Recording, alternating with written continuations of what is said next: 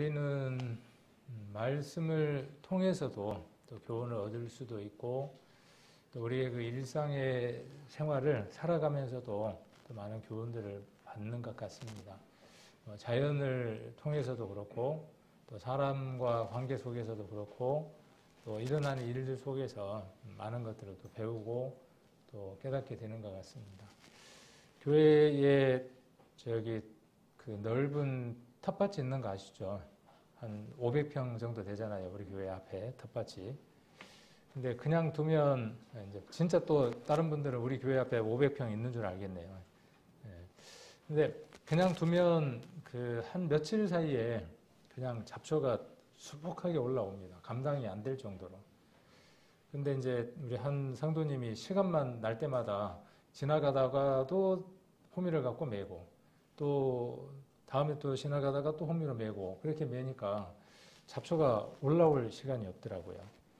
가만 보면서 어떤 생각을 해봤냐 하면 우리의 마음밭도 성경에서 똑같이 말씀하고 계시거든요. 우리의 마음밭에 씨앗이 뿌려져야 하고 그 씨앗이 뿌리를 내리고 또 그 줄기가 올라오고 또 잎이 또 꽃이 열매가 그래서 30배, 60배, 100배의 결실할 때 하나님께 기쁨을 드린다. 이렇게 되어 있는 말씀처럼 그러려면 그 돌밭도 돌을 골라내야 하고 가시덤불도 제거를 해야 되고 여러 일들을 해야 하는 것이죠.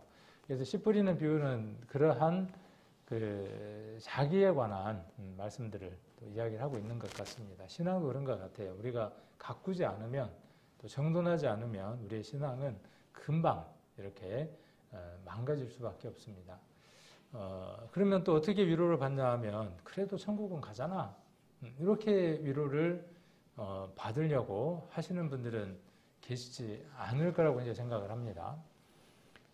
우리 교회가 좀 지은 지가 좀 시간이 지났죠. 그래서 이제 하나하나 이렇게 그 우리 어르신들이 제가 여기 10년 전에 왔을 때만 해도 계단을 그냥 그 확 올라오고 힘들지 않게 오르내리셨는데 한 11년, 10년 이렇게 되니까 계단 한 번에 못 올라오고 중간에 쉬고 또 입은 가방을 저분이 들여다 드리고 이제 그렇더라고요. 모든 게 다 그렇게 시간의 흐름에 따라서 낡아져 가는 걸 봅니다. 건물도 그런 것 같아요. 그래서 여기저기 이제 시간이 지나면 이제 손 봐야 될 것들이 나타나겠죠. 방법은 그런 것 같아요. 뒀다가 고장나면 한꺼번에 고치든지 아니면 미리미리 보수를 해서 또 큰 일들이 생기지 않도록 관리하든지 방법은 두 가지가 있는 것 같습니다. 이 얘기를 왜 드리냐 하면 교회 입구만 이렇게 들어오면 제가 좀 후각, 시각, 청각이 좀 예민한 편이거든요.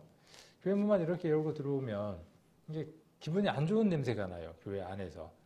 그래서 우리가 음식을 해먹고 냄새를 안 빼서 그러나? 아니면 화장실 문을 안 닫아서 그러나? 뭐 이런 생각을 하면서 좀 이상하다 그랬어요. 이게 꽤 됐어요. 그리고 이제 요 근래에는 저쪽 안쪽 화장실에서 물을 내리면 요 주방 안쪽에서는 물이 이제 역류를 하는 거예요.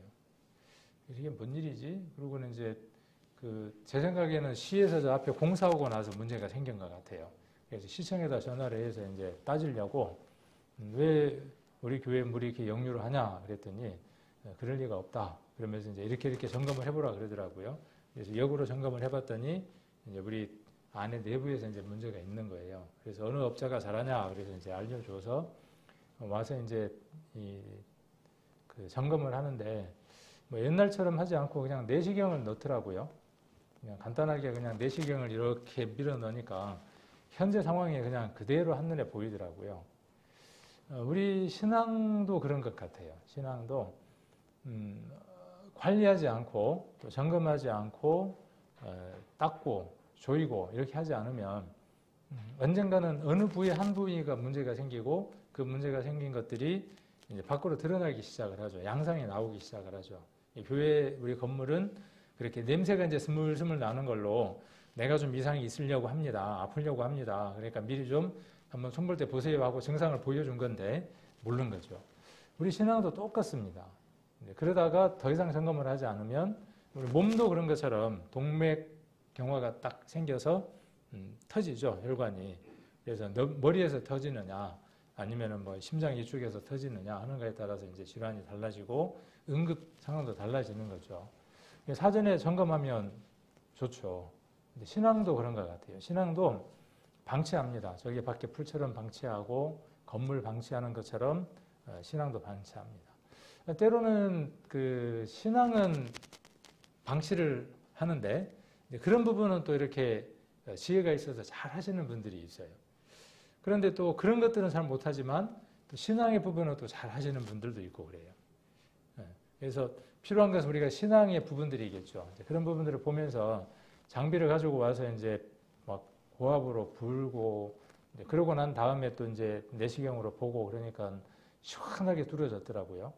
그래서 그 냄새도 이제 사라지고 제 생각에는 이제 들어올 때 냄새가 이제 안 나는 것 같아요.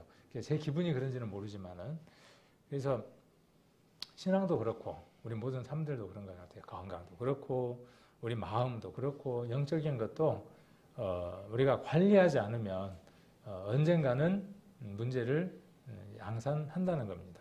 그래서 우리가 매일 이렇게 말씀을 가까이 하고 예배에 참석하는 이것, 그것이 혹은 약간 습관적인 성향을 갖는다고 할지라도 그 습관적인 것이 무엇을 가져다 주느냐 하면 유익을 가져다 줍니다. 그래서 예배에 오기까지 발걸음이 참 무겁고 또 피곤하고 하루 종일 일을 하다 보면 몸이 정말 내 의지하고 상관없이 움직여지지 않을 때도 있습니다. 그런데 막상 또 이곳에 오면 참 잘했다 이런 또 마음들이 들고 그런 것들을 봅니다. 늘 이제 그런 얘기를 하지만 우리 예배 이 장소들에 이름표들이 있죠. 그 이름이 있는 그 자리에 우리 성도님들이 함께 하신다면 힘이 더욱 되어지겠죠. 그리고 이 자리에 매일 그 장소에 없는 그들을 찾는 것이 우리의 일이겠죠. 그래서 누가복음에 나와 있는 것처럼 그 잃어버린 양, 또 드라크마, 그 다음에 아들을 찾는 게 우리의 일들입니다. 그래서 그 일들이 가장 값진 일이고 그 일들이 그 최고로 가치 있는 일들입니다. 영원한 하나님 나라에 없어지지 않는 것들로 곳간에 차곡차곡 채우는 것은 다른 것들이 아닙니다. 그 불의의 재물, 사라져버리고 불타버릴 그 불의한 것들로, 불의한 그 시간들로, 또 물질들로 우리가 하나님의 것들에 충성되이 그 일들을 썼을 때 사라지지 않는 영원한 것들로 우리에게 돌려받을 겁니다. 우리는 영원한 그 삶을 생각하고 소망하는 사람들이잖아요. 그래서 우리는 이 말씀을 또 함께 읽는 것이죠. 이 말씀은 시간과 공간을 떠나서 우리에게 교훈을 주고 그 현장들로 가게 하고 하나님을 만나게 하는 그러한 힘들이 있습니다. 우리가 레위기를 보는 이유도 또 구약을 살펴보는 이유도 그러한 이유들입니다. 앞서간 믿음의 선진들이 하나님을 어떻게 경험하고 또 어떻게 살았는가를 보면서 우리도 그와 같다는 거죠. 역사를 공부하는 이유는 일반적인 역사입니다. 역사를 공부하는 이유는 그 역사 속에 현재가 들어있기 때문에 그렇습니다. 그래서 이 현재는 앞으로 또한 어떻게 살아갈 건가에 대한 분명한 답을 제시하기 때문에 그렇습니다. 그래서 오늘 레위기 같이 이제 한번 살펴보는 시간을 갖도록 하겠습니다. 아직도 지금 세 번째 사건에서 머물러 있습니다. 레위기 17장. 그리고 레위기는 두 부분으로 나눌 수 있다고 이렇게 말씀을 드렸습니다. 그래서 첫 번째 부분은 하나님께로 나아가기 위해서 필요한 것이 있고, 그래서 그 필요한 것이 5가지 제사가 있다라는 말씀을 드렸습니다. 그래서 하나님 앞에 나아가고자 하는 자는 반드시 필요한 것이 무엇이냐 하면 거기에 맞는 제물을 가지고 가는 겁니다. 그러니까 제물과 이 제사를 드리는 자는 하나이어야 되는 겁니다. 이것이 어디에서 성취가 되고 실현이 되고 하나의 말씀으로 이루어지느냐 하면 로마서에 가면 그것이 하나로 이루어지게 됩니다. 우리 성도님들이 잘 아시는 것처럼 영적 예배. 그래서 어떤 예배를 드리느냐 하면 너희 몸이 무엇이 되어지는 거죠? 우리 몸이 제물이 되는 겁니다. 이전에 구약에서는 양이나 염소나 이런 것을 잡아다가 드리는 자와 일치되게 하는 거죠. 제물을 보면서 무엇을 골라야 합니까? 제물을 보면서 버짐이 있다든가 다리를 전다든가 피부병이 있으면 불합격이에요. 부적합해요. 흠이 없어야 해요. 그 제물이 흠이 없어야 하는 것은 이 제물을 드리는 자가 흠이 없어야 한다는 것과 같은 얘기를 하고 있는 겁니다. 그래서 뒤로 넘어가면 우리가 이제 그 18장을 넘어가면 이제 하나님 앞에 그 나와서 제물을 드리는 자의 모습이 어떻게 해야 되느냐 하면 제물처럼 허물이 없어야 하는 것을 이야기를 합니다. 그래서 하나님께로 나아가기 위해서는 반드시 죄의 정결함을 얻어야 한다 하는 부분들을 1장부터 17장까지 이야기를 하고 우리 15장까지 어떻게 합니까? 죄가 있을 때마다 어떻게 했습니까? 재물을 가지고 그 죄에 대한 값을 치름으로 말미암아 정죄함을 얻었죠. 피 흘림이 없은즉 죄사함이 없다 하는 그 말씀들을 통해서 재물이 피를 흘려줌으로 말미암아 죄인의 죄의 값이 속해져서 하나님 앞에 정결함을 얻었습니다. 그러함에도 불구하고 기억치 못하고 남겨진 것들이 있을 수밖에 없죠. 그래서 필요한 것이 무엇입니까? 대속죄일이 필요한 거죠. 그래서 대속죄일은 언제 위치를 하고 있느냐 하면 하나님께 나아가는 길에 마지막에 위치하고 있는 걸 볼 수 있습니다. 그래서 16장, 17장에서 무엇을 이야기하고 있느냐 하면 1년에 한 번, 1년 1차씩 대제사장이 지성소 안에 들어가는 그 제사에 대한 이야기를 합니다. 우리는 전도집회 때에 이 얘기를 어마어마하게 많이 들었습니다. 반복적으로 들었습니다. 그래서 요한이 세상 모든 사람의 대표가 되어져서 예수님에게 안수해서 세상 모든 사람의 죄가 전가되어졌다. 그래서 우리의 모든 죄가 예수님에게 전가되어졌다라고 복수형으로 배웠습니다. 그래서 자기 자신을 자기 스스로가 예수님에게 안수하는 일들에 익숙하지 않습니다.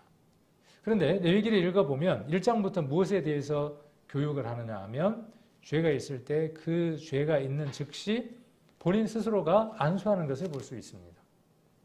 그래서 이것이 무엇과 맞닿아 있느냐 하면 우리가 그리스도와 함께 죽고 그리스도와 함께 장사되고 그리스도와 함께 부활하는 그 삶과 연관되어져 있다는 겁니다. 그래서 우리가 매일 우리의 죄들을 그리스도에게 안수하고 전가되어져서 죄의 정결함에 대한 확신을 얻고 내가 죽어졌음을 확인하고 그리스도께서 나를 값지고 의미 있고 참된 삶을 살게 하기 위해서 부활하셨다고 하는 확신을 매일 얻게 하는 거죠. 매 순간마다 얻게 하는 거죠. 그래서 무엇을 하게 하는 거죠? 참된 삶을 살게 하시는 겁니다. 레위기 속에는 이런 그 비밀한 것들이 그렇죠. 비밀은 누구에게만 비밀입니까? 그 비밀이 공유되는 순간, 그 비밀이 알려지는 순간 그 비밀은 비밀이 아니죠. 그렇죠. 모르는 사람에게는 그것은 비밀입니다. 이전에 비밀이었던 그 모든 것들이 이제 우리는 그리스도 안에서 열려진 것으로, 계시된 것으로, 열어진 것으로 우리에게 전달이 되고 있고 우리는 깨닫고 있습니다. 그래서 마지막 16장과 17장에서 대속죄일 날 그 모든 것들이 넘겨지는 제사가 있게 됩니다. 그래서 지난번에 말씀드렸던 것처럼 염소 둘을 잡아서 하나는 여호와를 위해서, 하나는 아사셀을 위하여. 그래서 하나는 한 염소는 광야 무인지경에 내어보내고 한 염소는 대제사장이 안수해서 그 피를 어디로 가지고 가느냐 하면 휘장을 건너서 그렇죠. 성소와 지성소 사이를 가로막고 있는 휘장을 건너서 그 안에 있는 언약궤 위에다가 7번을 뿌립니다. 대제사장의 그 복식은 옷은 어떤 옷을 입느냐 하면 하얀 세마포를 입고 그 일을 행합니다. 그러니까 그 일을 행할 때에는 제사장의 그 대제사장의 소리를 들을 수가 없습니다. 그리고 그 모든 일들이 끝나고 난 이후에 그 일들이 끝났음을 알리기 위해서 대제사장은 옷을 입고 밖으로 나아가죠. 그럴 때 소리가 나죠. 대제사장 옷 끝에 방울과 석류가 있어서 움직일 때마다 소리가 난다고 우리가 알고 있습니다. 그래서 이스라엘 사람들은 듣는 겁니다. 그 방울 소리를 듣는 겁니다. 대제사장이 하나님 앞에 나아갔지만 죽지 않고 하나님이 죄의 값을 치러주셨다, 받아주셨다라고 하는 것을 무엇으로 확인하느냐 하면 듣는 것으로 확인하는 겁니다. 그래서 복음은 듣는 겁니다. 첫 번째. 그 다음 또 하나 우리가 우리의 생각들이, 우리의 지식들이 하나님을 알아가는 그것들이 머물러 있는 게 아니라 더 자라가야 되는 것 하나 가운데에 무엇이냐 하면 보는 겁니다. 복음은 보는 겁니다. 어디를 보는 겁니까? 예수 그리스도의 십자가를 보는 겁니다. 히브리서에 나와 있는 것처럼 그가 우리의 모든 죄를 지고 영문 밖으로 가는 것을, 십자가를 지고 가는 것을 우리는 보는 겁니다.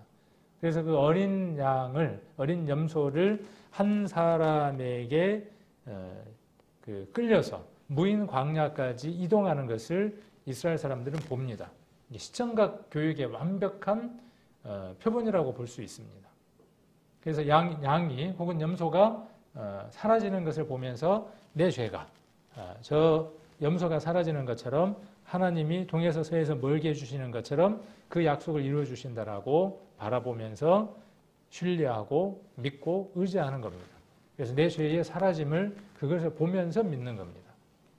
그래서 복음은, 성경은 듣고 그 다음 어떻게 하느냐 하면 보고 믿는 겁니다. 그리고 내 안에서 이루어지는 체험을 하는 겁니다. 경험을 하는 겁니다. 그리고 그것을 나누는 겁니다. 그래서 레위기의 가장 중요한 핵심적인 키워드, 단어가 뭐라고 제가 계속 말씀드렸나요? 성경 전체에 있어서 가장 중요한 단어가 무엇이라고 제가 말씀을 드렸나요? 성경 전체에서. 물론 예수님입니다. 모든 질문에, 우리가 이 설교 시간에 묻는 질문에 웬만한 것들은 예수님이라고 답을 하면 거의 뭐 60, 70점은 나오겠죠.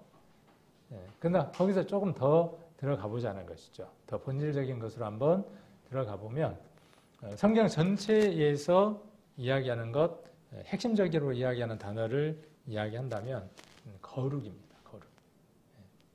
성결, 정결, 거룩입니다. 예수님이 부활하신 것도 무엇 때문에 부활하신 것이죠? 우리를 의롭다 함, 정결하다, 거룩하다 함을 입게 하기 위해서 그리스도께서 부활하셨다는 사실입니다. 그 부활이 내 부활일 때 내가 그 거룩함 속에 들어가는 거죠. 내가 거룩한 게 아니라 그분이 거룩한 것 속으로 들어가는 거예요. 내가 그 그릇 안으로 들어갈 때 내가 거기에 소유된 자가 되는 거죠. 내가 어떤 일을 하고 내가 나를 부지런히 닦아서 내가 의로운 자가 되는 게 아니라, 그것이 우리가 믿음이라는 것을 너무나 잘 알고 계실 겁니다. 그래서 레위기의 새로운 주된 내용은 뭐냐면 거룩이에요. 어떻게 하면 거룩하냐, 그리고 그 거룩을 어떻게 유지할 것이냐에 관한 내용입니다. 자, 그리고 18장부터 27장까지의 내용을 중간중간 한번 보면 18장부터 20장까지는 부도덕한 성행위에 대한 금지, 그 다음에 사회질서, 뭐 안식일이라든지 우상을 금지하는 내용이라든지 거짓맹세, 그 다음에 재판할 때 불의가 없어야 한다는 것, 그 다음에 공평한 추, 저울추가 누구에게나 다 공정해야죠. 지금의 저울들은 어때요? 지금의 저울, 자 어떻습니까? 구부러진 자도 없고 무게가 이상한 무게의 저울도 없고 그렇죠. 근데 이때는 있었어요. 지금도 있긴 하더라고요. 시골에 가거나 또 장에 가면 약간 게가 나오나요? 요즘요? 게? 꽃게? 맛있죠. 그러면 약간 무게가 더 나가게 하려고 어떻게 해놓습니까? 미리 거기에다 약간 눌러놓는 그런 트릭을 쓰기도 하죠. 그게 정당하지 않다는 거예요. 자, 그리고 공평한 예바, 공평한 사용, 이웃을 내 몸같이 사랑하라 하는 것들에 대한 내용들이 18장에서 20장까지 나와 있습니다. 지금 2번에 적혀 있는 이 내용들을 우리는 무엇이라고 이야기를 하죠? 일반적으로 우리가 이것을 무엇이라고 이야기하느냐 하면 율법이라고 이렇게 정의를 내립니다. 그리고 율법, 그럼 우리가 어떻게 생각하냐 하면 불편해요. 왠지 모르게 좀 그 거부 반응이 들면서 뭔가 알레르기적인 반응을 일으켜요. 그럴까요? 우리는 그런 부분에 대한 내용들을 오늘 조금 더 이 말씀들을 통해서 폭을 조금 넓혀가 봤으면 좋겠어요. 그래서 그것을 지켜야 천국을 간다, 지키지 않아야 한다 하는 것에서 떠나서 이 안식일을 지키라는 것과 우상을 금지했던 일들에 대한 본질적인 하나님의 메시지, 하나님의 본뜻이 무엇인지를 읽어내는 것이 훨씬 더 우리에게 유익할 겁니다. 레위기 18장을 한번 보겠습니다. 레위기 18장 1절부터 한번 보겠습니다. 레위기 18장 1절부터 여호와께서 모세에게 일러 가라사대 너는 이스라엘 자손에게 고하여 이르라 나는 여호와 너희 하나님이라. 저는 이 성경 이 구절만 읽으면요 참 기분이 좋더라고요. 그리고 뭐라 그럴까요? 안 먹어도 배부르고 뒷 배경이 없어도요 웬만한 뭐 빽이 와도 꿀리지 않을 그런 말씀으로 힘이 되어지더라고요. 나는 그랬잖아요. 나는 여호와 누구 하나님입니까? 너희 하나님입니다. 천지를 창조하고 인간 역사를 이끌어 가셨던 그분, 이스라엘에게 제한적으로 역사하셔서 한 민족의 하나님이었던 제한적이었던 그 전능하신 하나님, 그 하나님 우리에게 뭐라고 말씀하시느냐 하면 이제는 그 하나님이 나의 하나님이다. 그렇게 말씀하고 있는 말씀들로 들려져서 하나님이 그 능력 있고 모든 것을 다 가지신 그분이 나의 아버지고 나의 주인이라는 사실이 얼마나 든든한지 모르겠어요. 이거 하나면 못할 게 없더라고요.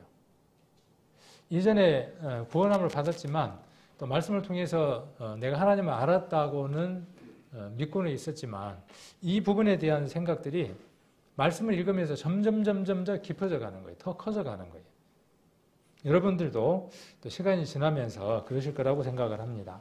3절 너희는 그 가하던 애굽 땅의 풍습을 쫓지 말며 내가 너희를 인도할 가나안 땅의 풍습과 규례도 행하지 말고 너희는 나의 법도를 쫓으며 나의 규례를 지켜 그대로 행하라. 나는 너희의 하나님 여호와니라. 내가 너의 하나님, 너희 하나님을 우리가 바로 받으면 내 하나님이에요. 그 하나님이 무엇을 말씀하시느냐 하면 이전 이스라엘에게는 가나안 땅의 풍습을 행하지 말라 이렇게 말씀하셨지만 이 말씀이 우리에게 적용되어지면 우리도 이전에 있었던 땅이 있었어요. 우리가 이전에 살았던 우리가 몸담고 있었던 그 땅이 있습니다.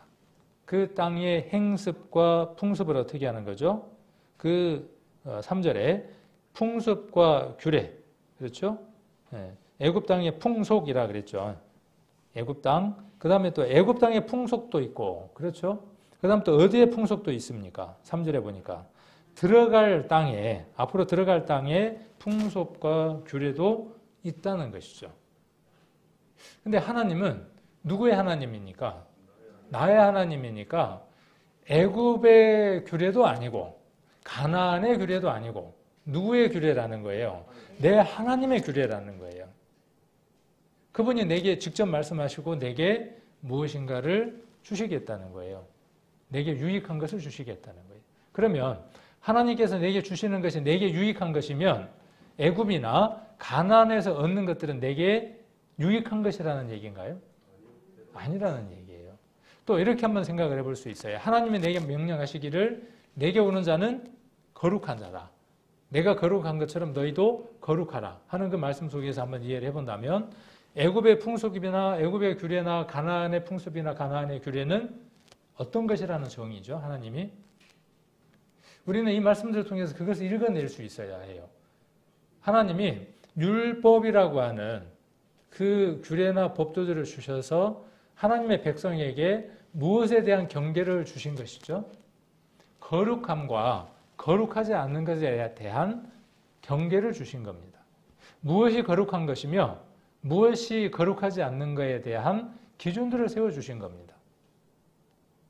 그것은 지난번에도 말씀드렸지만 그것은 지금도 유효하다 유효하지 않다. 지금도 유효하다고 말씀을 드렸어요. 그 기준은 지금도 유효한 겁니다. 그래서 우리가 이후에 나오는 말씀들 한번 읽어보면 안식일을 지키는 것.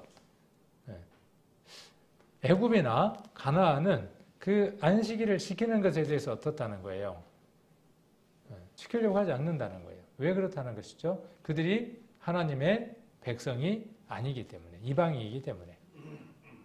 자, 그것을 하지 않는 것이, 그것을 하려고 하지 않는 것이 어떤 것이냐 하면 거룩하려고 하지 않는 것이다. 그 말이에요. 자, 안식은 구약에 나와 있는 그 안식이나 예표로 보여져 있는 그 안식들은 누구에 대한 그림자라고 말씀을 드렸습니까? 예수님은 뭐라고 말씀하셨냐 하면 예수님은 주인이다.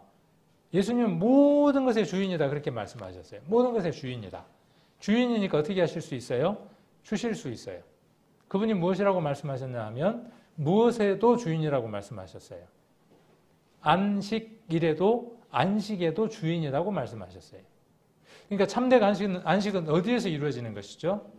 그리스도 안에 가면 그리스도께서 주시는 것이 무엇이냐 하면 안식이에요. 내가 어디를 가고 내가 어떻게 해야 안식이 이루어지는 것이 아니라 애굽이나 가나안은 어떻게 안식을 하는 것이죠?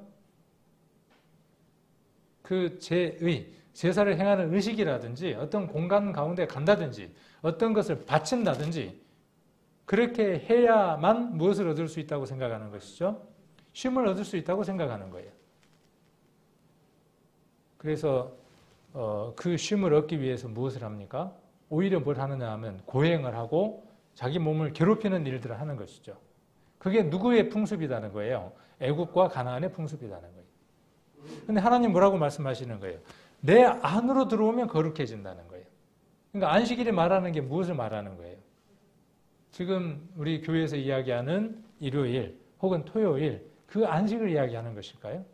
아니에요. 토요일 주일 교회로 오지만 그의 마음이 하나님께 가 있지 않는 사람은, 하나님께 속해 있지 않는 사람은 그 사람은 안식일에 하나된 자라고 볼 수 없습니다.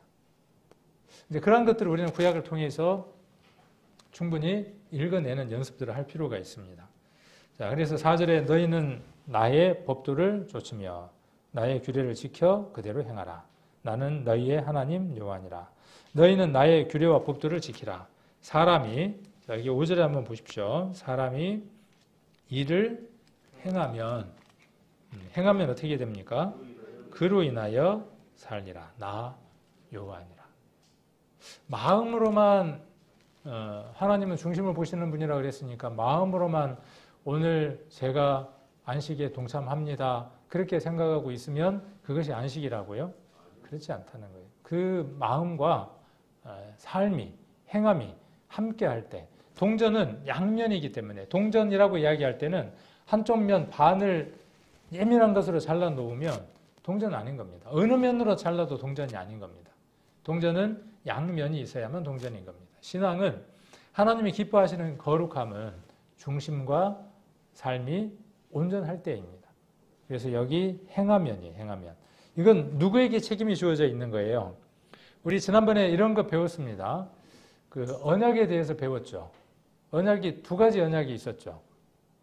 네, 언약이 쌍무 언약이 있었고 편무 언약이 있었습니다. 기억나십니까? 네, 쌍무 언약은 어떤 것이죠?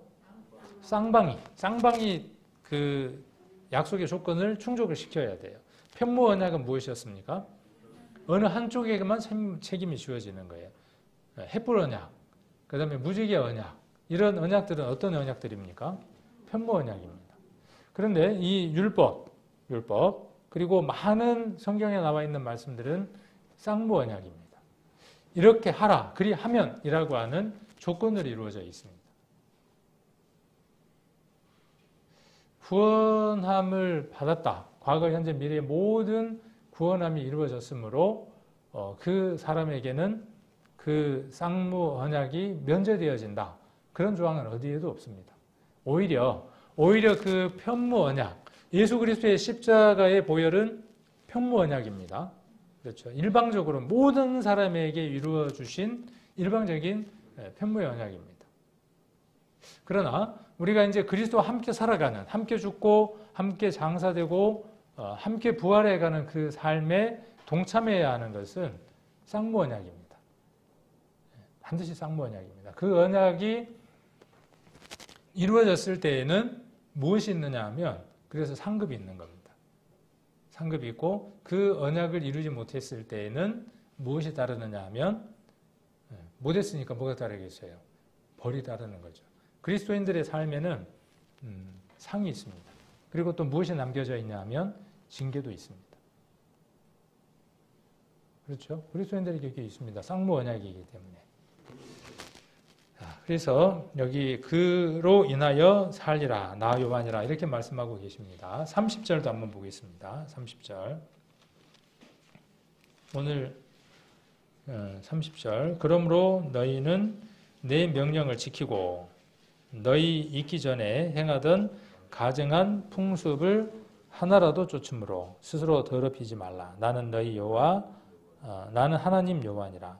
이건 지금 그 미래형에다가 지금 두고 이 말씀을 하시는 거죠. 이들이 어디에 들어갈 거라고 지금 이 말씀을 하고 계시는 거죠. 하나님이 주신 약속의 땅 가나안에 들어갈 겁니다. 머지않아. 우리도 그렇습니다. 우리도 머지않아 어디에 들어가게 됩니까? 하나님이 약속하신 그 영원한 세계 속에 들어가게 됩니다. 그 약속을 받은 자들입니다. 그 약속을 받은 자들에게 무엇이라고 말씀을 하시느냐 하면 너희 있기 전에 행하던 가증한 풍습을 하나라도 쫓음으로 스스로 더럽히지 말라는 거예요. 그래서 내 명령을 지키고 이렇게 말씀하고 있는 걸 볼 수 있습니다. 그래서 명령을 지켜야 하는 겁니다. 여러 말씀들이 이제 그런 말씀들이 나와 있습니다. 19장 1절 한번 보시면 여호와께서 모세에게 일러 가라사대 너는 이스라엘 자손의 온 회중에게 구하여 이르라 너희는 거룩하라 나 여호와 너희 하나님이 거룩함이니라. 자, 그리고 어떤 게 거룩한 건가를 구체적으로 나열하는 겁니다. 가장 일반적이고 가장 보편적이며 당연한 얘기들을 나열하고 계시는 겁니다. 그런데 이전에 있었던 땅, 가나안 땅, 왜 하나님이 그 가나안 땅을 심판하셨던 겁니까?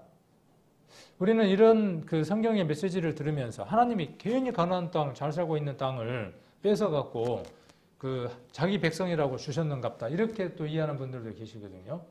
성경은 역사를, 일반적인 역사를 살펴봐도 그렇고요. 죄가 가득 채워지는 나라를 하나님이 이웃 나라들을 들어서 심판하십니다. 우리의 삶들도 그렇습니다. 우리 신앙을 살아가는 우리의 삶들도 우리가 하나님 앞에 올바른 삶들을 살지 못할 때에 하나님의 인생 채찍을, 막대기를 들어서 우리를 징계하시고 채찍하시고 바르게 교훈하시는 걸 봅니다. 그래서 누군가가 내게 나는 그 사람에게 불편하게 하지 않았는데 나를 힘들게 하는 사람이 있거든.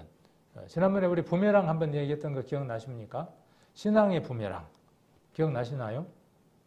저만 기억을 하고 있을까요? 신앙의 부메랑은 내가 선한 것을 A라는 사람에게 던졌을 때 그 부메랑이 그 사람에게서 돌아온다? 그렇지 않다 그랬죠. 제가 선한 일을, 좋은 일을 누군가에게 베풀었을 때 그게 거기에서 돌아오면 좋을 텐데 어디에서 돌아오느냐 하면 내가 전혀 베풀지도 않았던 누군가로부터 다시 돌려받는 것이 신앙의 부메랑이고 내가 누군가에게 불편하고 갈등을 만들고 힘든 것들을 심었어요.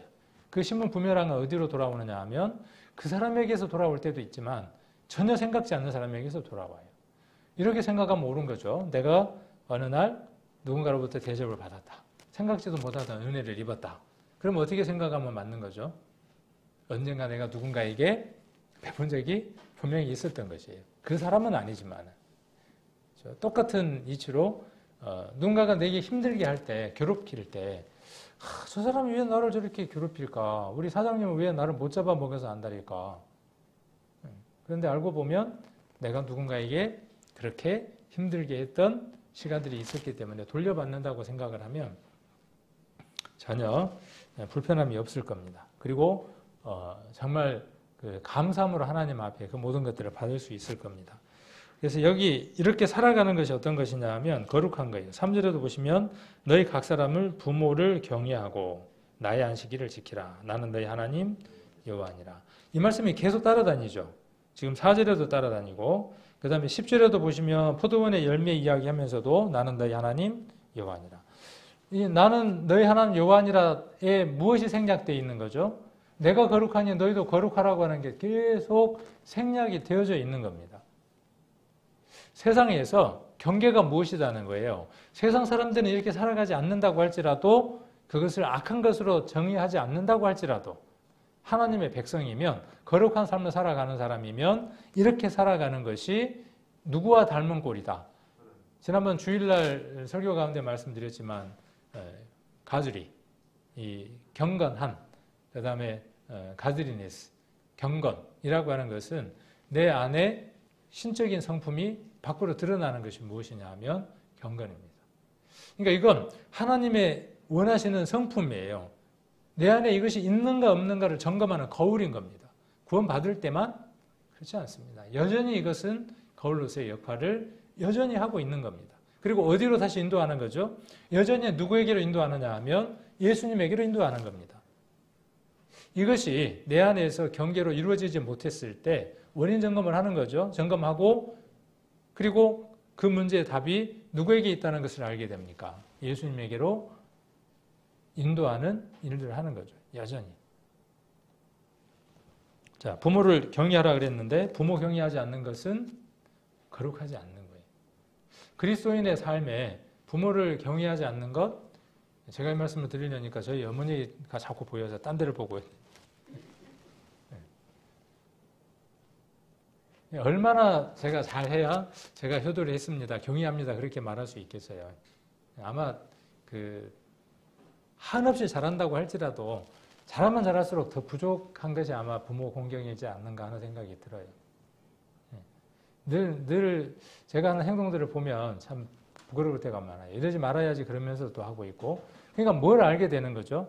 이런 말씀들이 내게 있기 때문에 무엇을 알게 돼요? 아, 내가 거룩하지 않구나. 그 말은 하나님이 이 모습을 합당하게 여기지 않는 것이구나.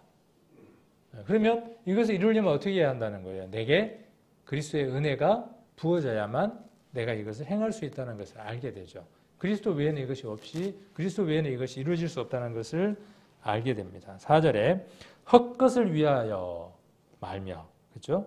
헛것. 헛것이 뭐예요? 헛것을 위하지 말며. 이 헛것을 위하지 말며라는 얘기를 뒤에서 보충 설명을 하고 있습니다. 우상이라고 지금 보충 설명을 하고 있습니다. 그러니까 우상은 뭐냐 하면 헛것이라는 거예요. 그 우상에게다가 무엇을 드리거나 그 우상에게서 무엇인가를 받을 것이라고 생각하는 것은 헛것이다 그 말이에요. 뜬구름 잡는 것이다. 안개를 잡는 것과 같다. 그렇게 지금 얘기를 하고 있는 것이죠. 그건 거룩한 것이다. 거룩하지 않는 것이다.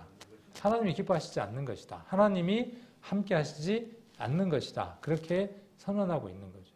그런데 여전히 뭘 잡고 있습니까? 여전히 헛것 잡고 있잖아요. 근데 이렇게 이야기를 합니다. 내가 언제 절에 가서 절하는 걸 봤냐? 내가 언제 우상을 섬기더냐? 구약의 관점으로는 그렇게 이야기를 하겠죠. 예수님이 오셔서 어떻게 하셨습니까? 그 율법보다 더한 담을 쌓아 놓으셨죠. 더 이상 넘을 수 없도록 했어요. 율법을. 넘을 수 없도록 예수님이 더 높여 놓으셨어요. 누구에게로 가지 않으면, 예수님에게로 가지 않으면. 자, 그리고 5절에 화목제를 드리는 것이 무엇이에요? 거룩한 거예요. 로마서 12장에 나와 있는 것처럼 자기 몸을 산 제사로 드리는 삶, 화목제로 드리는 삶. 마음만 가면 되는 줄 알아요? 아니에요. 몸이 같이 가야 돼요. 마음과 몸이 함께 가야 하는 겁니다. 마음과 몸, 마음과 물질, 시간과 몸과 물질이 함께 해야 하는 겁니다. 이것을 지금 망가뜨리는 자가 누구냐면 사단이고, 사단은 그 일에 성공한 것 같아요. 뭘로? 코로나라고 하는 걸로, 온라인이라고 하는 걸로 성도들을 그렇게 망쳐지면서 성공하는 듯해요. 그런데 코로나라고 하는 것 때문에 역으로 교회 안에 유익한 것들도 많아요. 하나님의 능력인 것 같아요. 하나님이 하시는 일들인 것 같아요. 이 화목제를 드리는 것, 그러니까 이 얘기를 우리가 한번 그대로 적용을 해본다 그러면 우리가 예배를 드리는 것, 성도가 함께 모이는 그 시간은 세상의 어떤 시간보다도 유익한 시간입니다. 시편에 주의 궁전에서의 한 날이 그랬잖아요. 주님 앞에서의 한 날, 한 시간, 짧은 찰나, 그게 세상에서 첫날보다 어때요? 귀한 날입니다. 그걸 작게 맛보는 시간이 어디냐 하면 이 시간인 겁니다. 이 시간을 그리워하지 않는다 그러면 그 마음은 거룩해지려고 하는 마음 가운데 있지 않다는 거예요. 자, 그 마음이 있으면 몸이 이곳으로 와야 합니다. 어떻게 할 수 없으면 차선책이 뭡니까? 차선책이 이제 온라인 예배예요. 그게 최선이 아니라. 이전에 이제 집사람이 엊그저께 이렇게 여성인에서 교제하는 얘기를 잠깐 들었는데, 저도 청년 때 그렇게 신앙생활을 했던 것 같아요. 회사에서 끝나면 늦게 끝날 때도 있어요. 그러면 그날이 수요일이거나 또 구역 모임이거나 화요일 날 청년 모임이 있었어요. 청년 모임이 그 번역별로, 그러니까 서울의 시가 여러 군, 구가 여러 군데니까 직장별로 이렇게 여러 군데 있었어요. 그리고 요일별로 있었어요. 화요일 날은 뭐 예를 들어서 용산에 있는 태평양 화학에서 모인다든지 이렇게 요일별로 있었는데 저 같은 경우는 직장 끝나면 다 쫓아다녔어요. 목요일도 있었고 또 이렇게 있었는데 다 다녔거든요. 좀 늦으면 늦게라도 가요. 그래서 그 방배동에 방배역에서 내리면 교회까지 걸어서 올라가거든요. 한 200m 정도 될까? 걸어서. 네, 걸어서 올라갑니다. 그러면 계산을 해보면 우리가 예배 시간이 언제 끝나는지 알잖아요. 아, 그러면 끝나겠다. 그러면 두 가지 생각이 있는 거예요. 지금 출발하면 끝나겠다. 그러니까 어떻게 해요? 가지 말자. 그 계산 하나 할 수 있고 지금 끝나면 성도님들이 내려와서 지금 방배역에서 지하철을 타려고 기다리고 있을 거야. 나도 그 지하철을 타고 같은 방향으로 갈 테니까 가서 만나야지. 그 마음이 있거든요. 근데 항상 어떤 마음이었냐 하면 두 번째 마음이었어요. 누가 가르쳤을까요? 마치 이런 것하고 똑같은 것 같아요. 고양이가 멍멍하고 짖는 것하고 똑같은 것 같아요. 아무 반응이 없으시네. 고양이는 멍멍하고 짖을 수 없어요. 고양아 멍멍해봐 그러더라고. 멍멍아 야옹해봐 그러고. 안 되는 거예요. 근데 고양이가 야옹하는 것처럼 제 안에 본능적으로 무엇이 있었냐 하면 그 마음들이 있었어요. 지금도 그렇더라고요. 우리 성도님들 마음 안에 그 마음이 있으면 아까 이야기했던 것처럼 관로가 깨끗한 거예요. 지금 괜찮은 거예요. 근데 아이고 오늘 뭐 가야 뭐 꼭 그럼 뭐가 생기기 시작한 거냐 하면 스물스물 지금 냄새나기 시작한 겁니다. 지금 잡초들이 지금 올라오기 시작한 거예요. 그럼 어떻게 해야 되냐 하면 빨리 제거해야 돼. 빨리 어떻게 해야죠? 청소를 빨리 해야 돼. 고지혈증이 있다. 그럼 어떻게 해야죠? 제가 운동 좀 해보고 올게요. 그러면 조금 지혜롭지 못한 거예요. 의사가 약 먹으라 그러면 어떻게 해야 되냐 하면 얼른 먹어야 돼. 당뇨가 초기네요. 당뇨약 먹으세요. 그럼 얼른 먹는 수밖에 없는 거예요.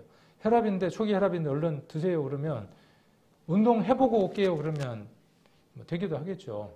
근데 그것과 함께 같이 해야 돼요. 그래야 큰 것들 막을 수 있는 거죠. 저도 그렇게 보이지는 않지만 고지혈이 있다 그래서 이제 약을 하나씩 먹고 있거든요. 안 그러면 나중에 이제 혈관들이 막힌대요. 신앙도 똑같습니다. 우리가 그 신약, 구약, 이 강력한 약이 있잖아요. 그 약을 우리가 섭취할 때 이물질들이 어떻게 해야 되냐 하면 그 뚫는 것처럼 샥 뚫려서 내려가는 겁니다. 그럴 때 건강해지는 겁니다.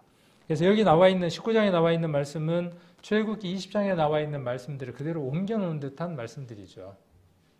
그러니까 10개의 계명, 그 계명을 옮겨놓은 듯한 말씀이에요. 그러니까 10개의 계명은 지키라가 아니라 그렇죠. 지키라가 아니라 어떠한 삶으로 살아가고 있는가는 것을 보여주는 경계선인 겁니다. 부모를 공경하라. 뭐예요? 공경하지 못하면 무엇이에요? 거룩하지 않는 거예요. 내가 그 공경하는 삶을 살아가고 있으면 하나님이 기뻐하시는 삶을 살아가고 있는 거예요. 그렇지 못하면 어떻게 해야 되는 겁니까? 구약의 방법은 어떻게 해야 돼요? 그렇지 못하면 레위기 1장에 또 16장에 17장에 나와 있는 그 삶을 살아야 하는 거죠. 매번 반복했어야만 했죠. 신약에서는 그 문제를 어떻게 해결하는 겁니까? 내가 그러지 못한 삶을 살 때 그리스도에게로 가서 그 모든 사실을 자복하고 자백하고 회개함으로 말미암아 그리스도에게 전가하고 그 그리스도가 지성소에서 피가 뿌려지고 그 대제사장이 살아있는 방울 소리를 내가 듣고 그 그리스도께서 십자가를 지고 고난받았던 그 아사셀 염소가 되어서 무인 광야로 끌려가는 그 모습들을 우리는 말씀을 통해서 우리 안에 있는 성령을 통해서 확인할 때 우리가 힘을 얻는 거죠. 비록 방금까지는 내가 죄 가운데 있었던 자지만 0.0000 차이로 어떻게 되는 거죠? 정결함을 입고 이미 정결함 입은 것을 확인하고 어때요? 힘있게 살아가게 되는 거죠. 그래서 바로 어떻게 할 수 있어요? 내게 상처를 준 사람에게도. 내가 혹 어느 사람에게 상처를 주었을지라도 어떤 사람이 되어질 수 있습니까? 아까 5절에 나와 있는 대로 화목제를 드릴 수 있는 사람이 되는 거죠. 화친을 청할 수 있는 사람이 되는 겁니다. 그래서 이런 말씀들은 많이 나옵니다. 32절에도 보시면 32절에도 자, 너는 센 머리 앞에서 일어나고 노인의 얼굴을 공경하며 내 하나님 여호와를 경외하라. 나는 하나님 여호와니라. 계속 따라다니죠. 이렇게 하는 게 뭐예요? 하나님이 기뻐하시는 거예요. 이게 거룩의 기준인 거예요. 최소한의 기준인 거예요.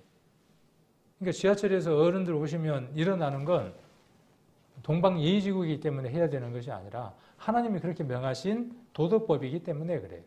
어느 나라에나 이것은 유효한 거예요. 이렇게 하는 것이 뭐예요? 거룩한 거예요. 합당한 거예요. 그러지 못한 건 거룩하지 못한 겁니다. 자, 그래서 이런 말씀들로 쭉 우리가 이어져 있는 걸 볼 수 있습니다. 그래서 제가 노란색으로 좀 표시를 해봤습니다. 내 명령을 지킵니다. 내 명령을 지키는 것은 하나님의 명령인 것이죠. 하나님이 내 하나님이기 때문에 그 하나님의 말씀을 내가 기쁜 마음으로 순종해 드리는 것이 내 명령을 지키는 겁니다. 그리고 그것이 어떤 힘이 있는 거죠? 더럽혀지지 않는 힘이 있는 겁니다. 하나님의 말씀대로 살아가는 것은 나를 더럽히게 하지 않는 힘이 있는 겁니다. 내게 주어진 그 부모를 공경하라, 또 셋마리 앞에서 일어나라 하는 그 말씀들이 내게 실행되어지고 준행되어졌을 때 그것이 누구를 더럽히지 않는 겁니까? 다른 표현으로 내가 거룩해지는 겁니다. 세상 사람들에게 도덕적으로 보았을 때, 윤리적으로 보았을 때 어떤 사람이에요? 어느 교회 목사보다도 괜찮은 사람이에요. 어느 교회 장로보다도 괜찮은 사람이에요. 저 사람 정도면 정말 깨끗하고 예수를 믿으려면 저렇게 믿어야 돼 하고 표본이 되는 사람이 어떤 사람입니까? 여기 지금 18장 30절대로 살아가는 사람입니다. 누구 안에 있을 때 그 힘이 있는 거죠? 예수 그리스도 안에 있을 때 그 힘이 있는 겁니다. 그렇게 살아가라고 우리를 구원하셨어요. 이스라엘을 애굽에서 인도해 내신 것은 그렇게 살아가라고 그들을 인도해 내신 겁니다. 자, 너희가 있기 전에 행하던 가증한 풍습을 하나라도 쫓지 말라는 거예요. 어떻게 하면 가증한 풍습을 안 쫓을 수 있냐? 방법은 뭐예요? 지금 명령을 아는 거예요. 명령 알아야 지킬 거 아닙니까? 그래서 말씀 우리가 봐야 되는 이유가 그래서 말씀을 보는 것이죠. 그래야 스스로를 정결하게 할 수 있습니다. 정결한 건 죄에서 우리를 정결케 하는 것은 누가 해주셨습니까? 하나님이 예수 그리스도를 통해서 일방적으로 해주신 겁니다. 그런데 여기에 나와 있는 것은 뭐예요? 그거 아니에요. 이제 우리가 살아가는 삶들 안에 나머지 삶을 살아가는 것에 있어서 하나님을 닮는 삶, 그 삶은 누구의 몫입니까? 쌍방 언약이라고요. 그래서 이것은 누가 우리에게 명하신 것이냐 하면 하나님 우리에게 명하신 겁니다. 구약도 마찬가지고 신약도 우리에게 마찬가지로 말씀하고 계십니다. 자, 그 다음 육체적으로 결함이 있는 자는 제사를 주관하지 못한다라고 이야기를 했고 부정한 제물은 사용할 수 없다 하겠습니다. 21장을 한번 보겠습니다. 21장 자, 6절도 한번 보시면 20장도 한번 보겠습니다. 20장 26절도 한번 보시면 다 계속 그런 말씀으로 이어져 있는데 너희는 내게 거룩할지어다. 이는 나 여호와가 거룩하고 내가 또 너희로 나의 소유를 삼으려고 너희를 만민 중에서 구별하였습니다. 이 말을 구약에다 적용하면 애굽에서 인도해냈다 그런 얘기고 이것을 우리에게 한번 적용을 해본다면 왜 구원받았냐? 그거에 대한 답입니다. 왜 너희를 구원받게 했냐? 내가 왜 십자가에서 못 박혔느냐에 대한 얘기입니다. 그래서 소유로 삼기 위한 것이고 거룩한 삶을 살아가게 하기 위한 것이고 그렇게 거룩한 삶을 살아가는 것은 무엇을 하기 위한 것입니까? 하나님의 이름이 그렇죠. 하나님의 이름이 누구에게? 믿지 않는 그들에게 전파되기 위한 것이죠. 그들에게 이 거룩함이 영향을 미치기 위한 겁니다.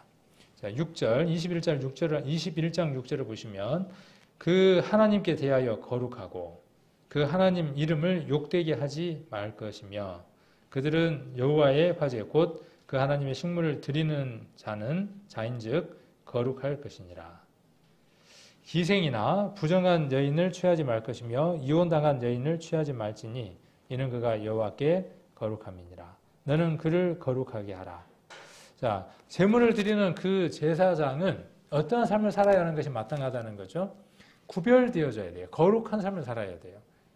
우리 베드로가 이야기했던 것처럼 우리는 누구라고 우리 자신을 정의 내렸습니까? 우리는 제사장입니다. 우리는 왕 같은 제사장입니다. 그의 소유된 백성이고 그의 나라입니다. 우리가 왕 같은 제사장이에요. 그러면 제사장으로서의 삶에 있어서 무엇을 요구받는다는 거죠? 재물을 흠이 있는 걸 드릴 수 없는 것처럼 제사장도 흠이 있어서는 안 된다는 거예요. 재물은 흠이 눈에 보이는 것이고 제사장의 삶은 눈에 보이는 거예요, 안 보이는 거예요? 눈에 보이는 것도 있고요. 그러겠죠? 눈에 보이는 거룩하지 못한 흠 있는 모습도 있을 것이고 그 중심 안에 마음까지가 함께 포함되어지는 것이죠. 그러한 자는 하나님 앞에 예물을 드리는 자로 합당하지 않다. 이렇게 말씀하고 계십니다. 또 17절도 한번 보시면 아론에게 구하여 이르라 21장 17절 무릇 너의 대대 자손 중 육체에 흠이 있는 자는 그 하나님의 식물을 드리러 가까이 오지 못할 것이라. 무릇 흠이 있는 자는 가까이 못할지니 곧 소경이나 절뚝발이나 코가 불완전한 자나 지체가 다한 자나 뭐 이렇게 지금 장애를 앓고 있으면 하나님 앞에 합당하지 못하다 이렇게 말씀하고 계시죠. 그래서 이것은 제물과 제사를 드리는 자가 하나여야 된다는 것을 이야기를 하고 있습니다. 우리가 가인의 제사와 아벨의 제사가 있을 때 왜 가인의 제사를 받지 않았다고 우리가 이해하고 배웠습니까? 피가 있고 없고의 차이다. 이렇게 우리가 이해를 단편적으로 했었죠. 아벨의 제사에는 짐승을 죽여서 피가 있었기 때문에 피의 제사를 하나님이 기뻐하셨고 가인의 제사는 아벨의 제사는 그랬고 가인의 제사는 땅의 소산으로 드렸기 때문에 땅은 저주받은 것이고 저주받은 소산을 드렸기 때문에 하나님이 가인의 제사를 받지 않는 것이다. 이렇게 단편적으로 보았다란 말이죠. 그러나 후에 우리가 뒤에 말씀들을 더 읽어보면 가인의 삶이 어떤 것을 볼 수 있습니까? 하나님을 향해서 그의 삶이 어땠어요? 내가 내 아부를 지키는 자이니까 그 언사를 한번 보십시오. 그게. 그가 하나님을 업신여겼다고 하는 것을 우리 유다서를 통해서 배웠잖아요. 그의 삶이 그런 삶을 살았으므로 그가 드리는 제물도 합당하지 않다는 거예요. 왜 이 말씀을 드리느냐 하면 하나님 앞에 드렸던 제물 가운데 피만 하나님이 흠양하셨던 것이 아니라 곡물도 하나님이 흠양하신 것을 우리는 레위기를 통해서 배웠기 때문에 그렇습니다. 그래서 단편적으로 피가 있고 없고로 우리가 나누는 것이 아니라 그의 삶까지도 우리가 살펴보는 것이 우리가 바른 성경에 또 이해가 되어질 겁니다. 자, 그리고 23장에서 25장까지는 그 이스라엘의 절기에 관한 이야기를 합니다. 3대 절기, 유월절, 오순절, 장막절에 관한 이야기를 합니다. 이것도 여러 차례, 우리 설교자들을 통해서 여러 차례 우리가 설교가 되어졌고, 절기는 무엇과 연관이 있다 그랬습니까? 절기는 그냥 절기가 아니에요. 먹고 마시고 노는 게 절기가 아니라 절기는 그리스도가 어느 지점에서 어떠한 일들을 하셨는가에 대한 시간표입니다. 그래서 나팔절은 그리스도께서 재림하시는 절기라고 하는 것을 우리는 알고 있습니다. 그래서 7절기이고 7,000년이라고 하는 역사로 이루어져 있고 그리고 4,000년이라고 하는 역사, 구약의 역사가 지나가고 2,000년이라고 하는 예수 그리스도가 초림하셔서 예수님이 다시 오실 때까지의 말세, 마지막에 그 2,000년의 시간이 우리가 지금 지나가고 있습니다. 그리고 남겨져 있는 1,000년의 시간이 있습니다. 그 2,000년과 1,000년의 사이에 나팔절이 있습니다. 그리고 1,000년을 우리가 절기상 무엇으로 우리가 이야기를 했었죠? 안 배우셨나요? 다 이제 기억이 나시죠? 그렇게 우리가 서로 말씀들을 연결을 지을 수 있어야 하겠죠. 그래서 절기들은 예수 그리스도께서 이루시는 시점들이에요. 그래서 오순절은 성령이 오시게 되고 또 유월절날 예수 그리스도께서 십자가에 못 박히시게 되고 이러한 내용들을 하나하나 담고 있는 것들이 절기에 관한 내용들이라는 것을 우리가 이해를 하고 성경을 봐야만 하는 겁니다. 그래서 절기에 관한 내용들이 23장에서 25장까지의 내용들이고, 그 다음 26장에서 27장까지의 내용은 순종하면 하나님이 복을 주실 것이고, 불순종하면 저주를 내리실 것이라는 것이죠. 그래서 어떤 저주를 내리십니까? 칼이 따르고, 그 3종 세트 배웠죠? 하나님께 불순종하면 무엇이 따라다닙니까? 이 3종 세트가 따라다닙니다. 그래서 에스겔서라든지 예레미야서라든지 이런 데 보면 그들에게 하나님을 반역한, 하나님을 대적한, 불순종한 그 대가들이 무엇이었는가를, 그 3종 세트가 어떻게 따라다니는가를 너무나 잘 우리가 볼 수 있습니다. 그리고 27장에는 이 서원에 관한 내용으로 27장까지의 내용이 마무리가 됩니다. 그래서 1장부터 7장까지는 5가지 제사에 관한 내용이고, 8장부터 10장까지는 제사장 위임에 관한 것, 11장에서 15장까지는 정결에 관한 것. 그래서 우리 지난번에 11장에서는 먹을 수 있는 것, 먹을 수 없는 것에 대한 얘기를 했었고, 또 무엇에 관한 얘기도 배웠느냐 하면 묵는병에 관한 얘기도 배웠고, 유출병에 관한 내용들도 배웠습니다. 그리고 16장에서 17장에서 그 대속죄일에 관한 내용들도 우리가 살펴보는 시간 배웠습니다. 그리고 17장에서 20장까지는 이스라엘이 지켜야 하는 규례와 규범들에 대한 내용들을 배웠습니다. 이 규례와 규범은 무엇에 대한 경계라고 말씀을 드렸습니까? 거룩. 그렇죠. 레위기를 이야기하면서는 거룩을 빼면 안 됩니다. 성경을 이야기하면서 성도가 거룩이라는 걸 빼버리면 그 팥을 빼버린 찐빵하고 똑같습니다. 거룩. 성도가 뭐니까요? 거룩한 물이니까. 구별된 물이니까. 그러니까 구별된 삶을 살면서 가는 겁니다. 그리고 21장에서 27장까지는 이스라엘의 절기와 지켜야 하는 내용들로 구성이 되어 있습니다. 왜 이 레위기에서는 이렇게 거룩이라고 하는 얘기를 많이 하실까요? 또 성경에서 왜 거룩이라는 얘기를 많이 하실까요? 그 거룩하신 분이 거룩한 공동체 속에 거해야 하기 때문입니다. 그 거룩하신 분은 어디에만 거하실 수 있어요? 거룩하신 분이 시공창에 거하실 수는 없잖아요. 그분이 거하실 처소가 어떻게 해야 된다는 거죠? 거룩해야 되는 겁니다. 우리는 더럽고 추한 자들입니다. 그분이 우리에게 거하실 수가 없습니다. 그래서 우리가 어떻게 되어져야 됩니까? 깨끗하게 그분이 거할 처소가 되어져야 됩니다. 그래서 누가 필요한 겁니까? 예수 그리스도가 필요하고, 예수 그리스도가 우리에게 오심으로 말미암아 우리의 처소가 깨끗하게 준비되어지고, 그 안에 누가 거하시느냐 하면 성령이, 하나님이 오셔서 그의 집으로 우리를 삼으시는 겁니다. 그래서 우리는 이미 그 순간 어떠한 존재가 되어지느냐 하면 영원한 존재입니다. 사실은 이미 모든 존재가 영원하죠. 그렇죠? 이렇게 이야기해 볼 수 있습니다. 모든 사람은 영원합니다. 이렇게 정의 내려도 틀린 정의는 아닙니다. 그런데 어떤 영원함이냐죠. 세상에 태어난 모든 사람들은 영원한 삶을 사는 사람들입니다. 그런데 한 삶은 지옥에서 영원한 삶을 살아가느냐. 우리가 복음을 전하지 못하고 깨닫지 못한 모든 사람들은 어떤 영원한 삶을 사느냐 하면 그 영원한 삶을 사는 겁니다. 이미 그것이 선언되어져 있는 거죠. 우리는요. 우리는 어떤 영원한 삶이? 영원한 하나님 나라의 그 삶이 죽으면 주어지는 겁니까? 죽으면 주어진다면 우리는 말씀들을 다시 한 번 더 점검해보고 내 신앙들을 한번 다시 말씀들을 통해서 재정리를 해볼 필요가 있습니다. 앞서간 믿음의 선진들은 왜 그렇게 자기들의 그 생명을 바칠 수 있었냐, 드릴 수 있었냐? 이미 자기 안에 생명이 있었기 때문입니다. 그 생명을 뺏을 수 있어요, 없어요? 아버지 손에서 아무도 빼앗을 수 없다고 하는 그 말씀이 이루어진 자들이에요.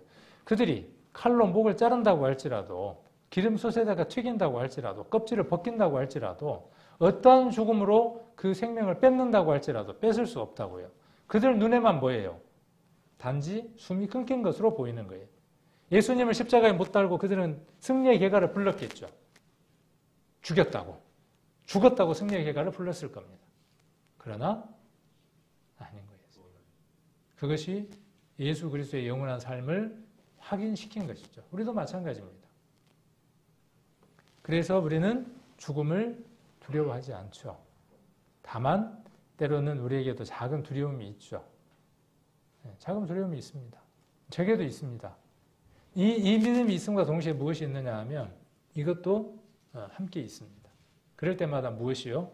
이 큰 믿음이 이것을 밀어내고 제 안에 기쁨이 또 차지하는 것도 맛보게 됩니다.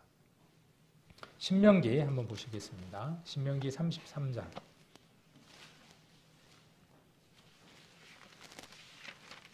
신명기 33장 27절입니다. 같이 한번 읽겠습니다. 신명기 33장 27절 같이 한번 읽겠습니다. 영원하신 하나님이 너의 처소가 되시니 그 영원하신 팔이 내 아래에 있도다. 그가 내 앞에서 대적을 쫓으시며 멸하리라 하시도다. 이것이 구약에 적혀져 있는 이스라엘을 향한 약속이기도 하지만 이제는 이것이 예수 그리스도를 통해서 우리에게 이루어진 일들이며 또 세상 사람들에게 이루어질 약속이라는 사실입니다. 영원하신 하나님이 너의 처소가 되는 겁니다. 그렇죠? 구약과 신약은 맞닿아 있습니다. 별개의 얘기를 하고 있는 게 아니라 똑같은 얘기를 하고 있는 겁니다. 같은 선상에서 같은 얘기를 하고 있는 겁니다. 우리는 그의 영원하신 처소가 되었습니다. 예수님은 처소를 준비하러 가시겠다고 말씀하셨고 처소가 준비되면 오신다고도 말씀을 하셨죠. 그 처소, 영원한 집이 우리에게 준비되었고 그 준비된 집에서 우리는 또한 어떠함을 받고 살아가느냐 하면 보호함을 받고 살아갑니다. 그래서 그의 팔이 내 아래 있도다. 그리고 또 무엇을 쫓아냅니까? 대적을 쫓아냅니다. 이 대적을 쫓아내는 것을 어디에서 경험합니까? 후에 이제 여호수아서로 넘어가면 가나안 땅을 정복할 때 하나님이 함께 하시면, 좀 표현이 그렇죠. 하나님이 함께 하시면. 하나님은 늘 함께 하시잖아요. 하나님은 늘 함께 하시는데 누가 그 사실을 잊어버리면, 그죠? 여호수아서의 주된 내용이 뭐냐면 그들이 하나님을 잊어버리고 방만히 행하면 무엇을 맛봅니까? 패배를 맛보고 하나님이 계시다는 사실을 인정하고 그를 의지하면 어때요?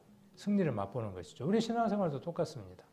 여기 대적을 쫓아내고 멸하시는 것을 경험하는 겁니다.